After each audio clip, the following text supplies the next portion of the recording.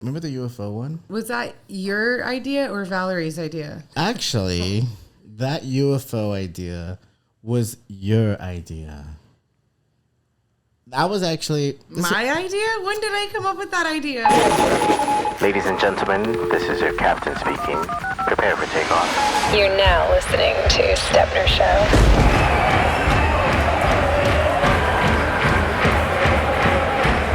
This is the way it went down. This was like height of COVID. Everybody was like just chilling at home in quarantine. Mm-hmm. And we really couldn't see anybody, right? We couldn't be anywhere. And there was people flexing, trying to do all these like internet videos of being at home or whatever. And there was a night that you had a phone call. You were FaceTiming with your friend. And you were walking around the house, FaceTiming. Mm-hmm. And at that moment, I was just watching you walk around. And I said to myself, you know what? This could be cool if you made a quarantine movie about a girl at home FaceTiming and then something spooky happens. Spooky. And that spooky element was Aliens? a UFO. Aliens. And you and Valerie were in that movie. A home movie. It was a home movie, right? It was a home video. It was a home movie. Yeah, it was a short film. It was a short film for sure. It was really cool because both of you lived at Happy House and you were both like in this movie. Mm-hmm. In fact, this is the last thing I ever shot at Happy House 1.0. Wow. Yeah. Another one of my favorite projects, I would have to say, is Focktober. Oh, Focktober. And that was a you thing, and that was one That of was your an us thing. No. That was not a Rack and Goose project. I know. I mean, it was. That was a project that Break it down.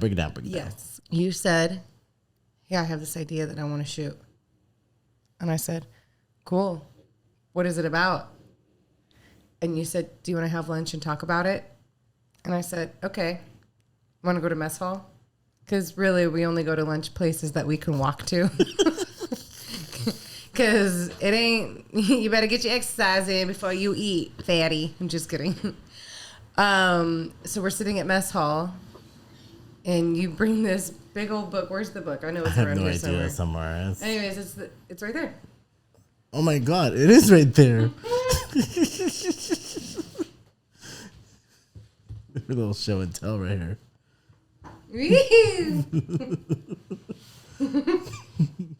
See? Focktober. And let me show you.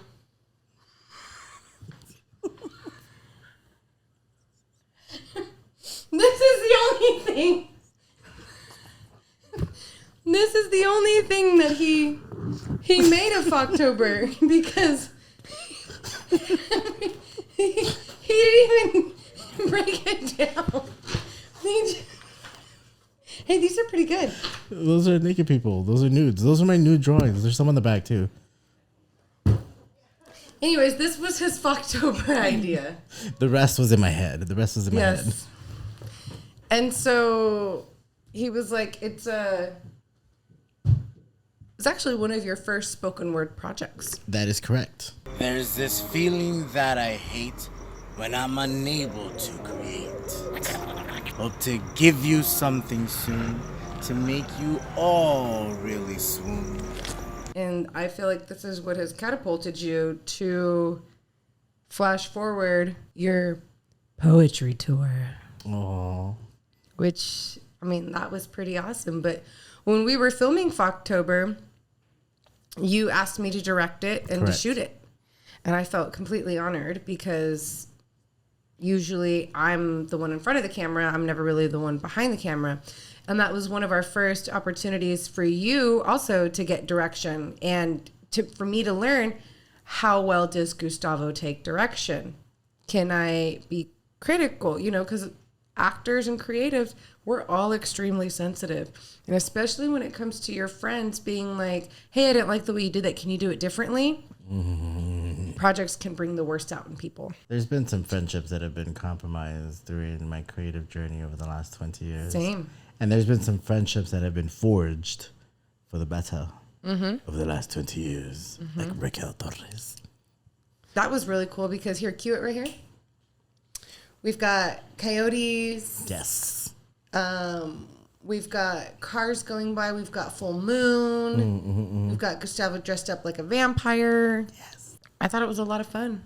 It was a lot of fun. I really enjoyed that project because I was able to really just create. There's a feeling that I'd hate. When I'm unable to create. I can't remember the rest, though. No, me either. Not off the top of my head. But the pack of coyotes. Yeah, there was like 3 of them circling us. Yes. Fogtober being one of your first spoken word projects, how do you feel that that's influenced you today? One of the things that I really enjoyed about Fogtober with you was 2 things. One, being able to relinquish that directing duty to you. Mm-hmm. And also literally have surrounded by a pack of coyotes. And you said, keep doing it. Keep doing it. Keep rolling. Keep rolling. And for some reason, I felt super safe with the coyotes when you told me to do that. It's like you telepathically like gave the coyotes direction as well. Oh, yeah. Sit. The first time I ever performed spoken word at the Poetry Lounge in Los Angeles, you were there. Remember, you were going to get up there with me, but then... Stage fright took over. And I got up there and I did shiny car with my top hat. And since then, up until now, like being able to flex and do creativity and poems in Houston and then get you on stage as well to perform poetry in Houston. Like to see you on stage performing poetry makes this journey even much more fulfilling. What was it like for you to get on stage and perform poetry? I really hadn't been on a stage performing in front of an audience, like a live audience, in years. Especially a poem that I wrote, you know, that's a very vulnerable act to do. Especially mine was a very sensual poem. Yeah, you had like fans coming at you afterwards. I had 2 prepared. One was a little bit more, and the other one was like, ooh, touch my skin with your ears. You know what I'm saying? It was great to see you get up there. Oh, yeah. Let's see that clip. How can it be that you and me are stuck in eternity? Round and round and round we go. Where we stop, nobody knows. Whose nose? You said nose? My nose? Oh, man. Oh, man. Oh, man. Whoa, man. Whoa, man. I am woman, hunted by man, gutted for pleasure to see the monster within them, picked apart piece by piece. My body is not for lease. Do not touch me. This is my body. This is all that was provided to me. For you see, my body is my temple. How was it for you to begin here in LA and make your trip from, I mean, you went from coast to coast and in the middle, everywhere in between? Yes, I did a 7-city tour. 5 cities in Texas. New York, LA became the 6th and 7th city. And it was one of those things that I wasn't prepared to do.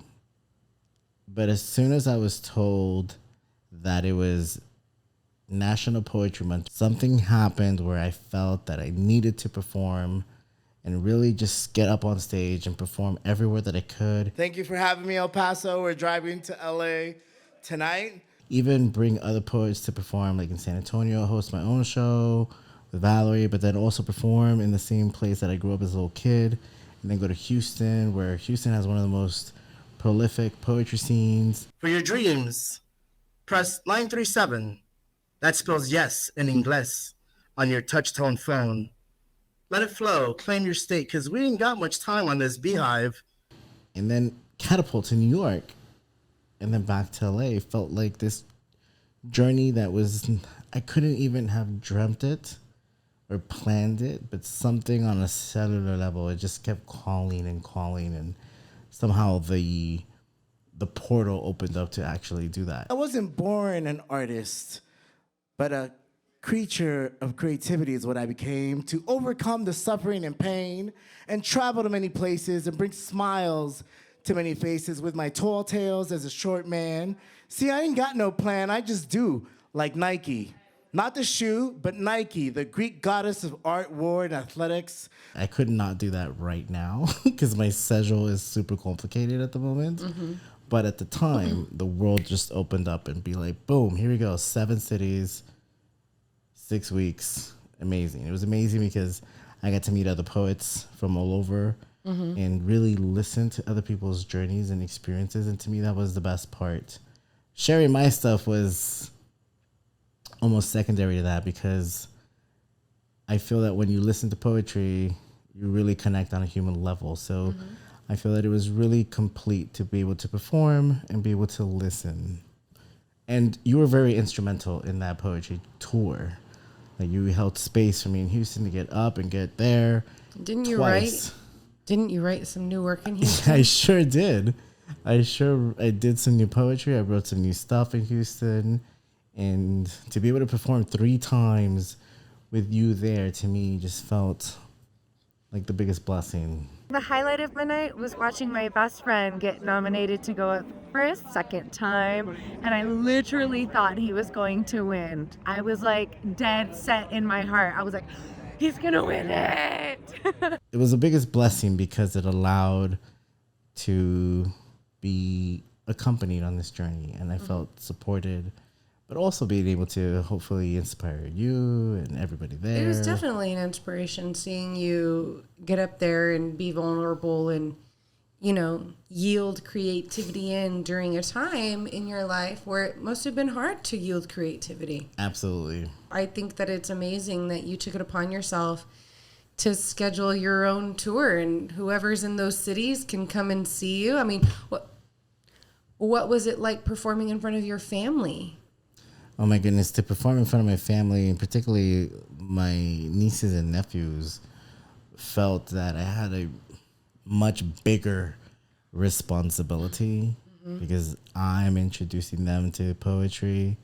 I'm showing them what this is about. Yeah. So it was one of those things that not only was I responsible for that experience, but also it was a privilege because they don't go to these things. Yeah. Right. So to be able to show them, You're opening their minds. Exactly. It was really, really cool because you get to pass on the baton of knowledge. That's one of the things that I love about our friendship as well, is that you and I are always dropping knowledge bombs on each other, right? Oh my God. Yes, you do. Damn. We be dropping some bombs. I just got laid off